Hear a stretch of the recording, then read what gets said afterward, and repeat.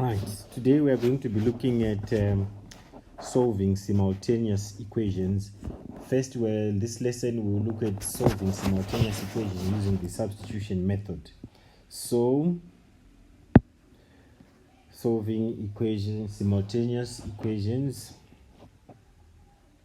using the substitution method. Right, so by the end of this lesson, you should be able to show understanding of what simultaneous equations represent, and also you should be able to show understanding of the steps to follow when solving simultaneous equations using the substitution method, and to solve simultaneous equations by the method of substitution. Right, let's look at what are simultaneous equations. Very important. When you solve equations simultaneously, you are solving them at the same time. You'll be solving those equations at the same time. They can be two equations, three, or depending on how many you solve. Right, but for grade 10, we're going to have two equations, three if you want as a challenge. So these equations will be having the same two variables or unknowns. Right, so if there are two equations, you want to solve them simultaneously, they will be having two variables, two unknowns, or two different variables. And then if you've got three equations you want to solve simultaneously, they will be having three variables, and so forth and so forth. So when solving the equations, you will be determining that point which is common between them.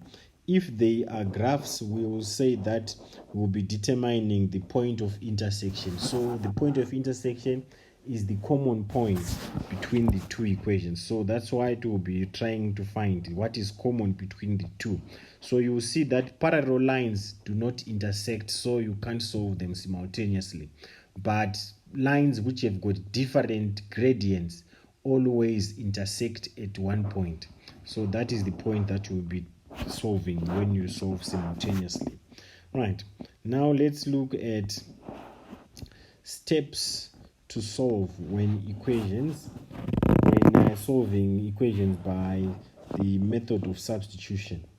Right, step number one, you label the equations, equation number one and equation number two. This is just to be able to distinguish for order, so that when we move with the steps, you know which equation you are talking about.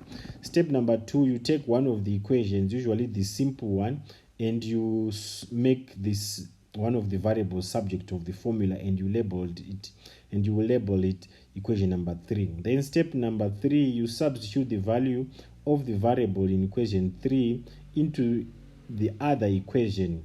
Right, so if you had taken equation 1, for example, and you have made one of the variables subject to the formula, so you will have to substitute into equation number 2. You cannot come and substitute into the same equation. Okay, right, step number 4, then you substitute the value of the variable in step 3 into equation number 3, and you solve for the other variable, so we call it variable number 2. Okay, do you see that? Okay, let's do an example so that you see what is going on. Right, example. So always with an example you better understand the steps. So solve for x minus 3y is equals to 11 and x plus 3y is equals to 11 simultaneously. So we're going to be using the substitution method. So first step, we label the equation number 1 and equation number 2. Step number 2, we are going to say we take one of the equations, in this case equation number 1, and we make x subject to the formula. So the idea also is always take that variable which will make it easier for you, so making your steps simpler. You can see here I made x subject to the formula because x has got a coefficient of 1, and 1 is an identity of multiplication, so I don't have to do a lot of manipulation there. So I will then make my x subject formula, and that becomes my equation number 3. And then step number 3, I'm going to substitute the value of x in equation number 3 into equation number 2. So in place of x, I'm going to put 11 plus 3y, then that will be plus 3y again is equals to 11. Then I solve for y. In this case, you see that my y will be equals to 0.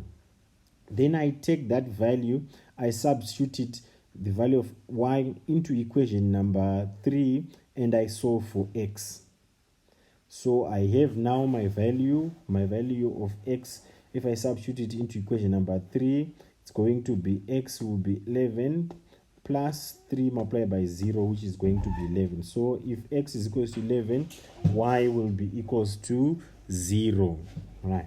And then moving on, right, we are going to say example number 2, solve for x.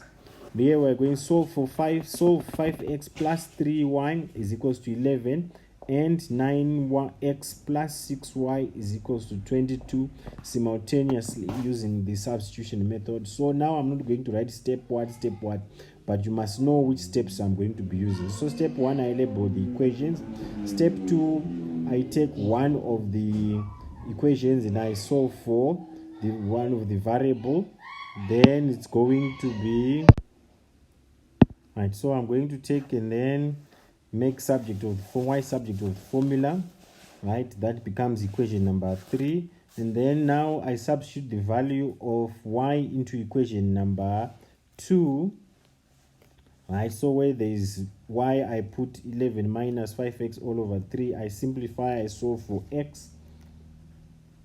Right, solving for x, this will give me my x will be equals to 0. And then I take my value of x, substitute it into the equation number 3, sorry, and then I solve for y, and then my y will be 11 all over 3. Moving on, right, example number 3, solve 3x all over 4 plus y is equals to 6, and 7x all over 3. So again, the same method, right? Going to label my equations 1 and 2. After doing that, I then have my equation number 3 there, make it subject to the formula, and then I substitute into equation number 2. And then here I'm going to use my LCD. Then I'm solving for x now. So solving for x, here we go. My x is going to be a fraction, which is 116 all over 19. Then I substitute that into equation number 3, and I solve for y, which is 27 over 19. So there we go. Okay, so here we've done solving equations using the substitution method. Right.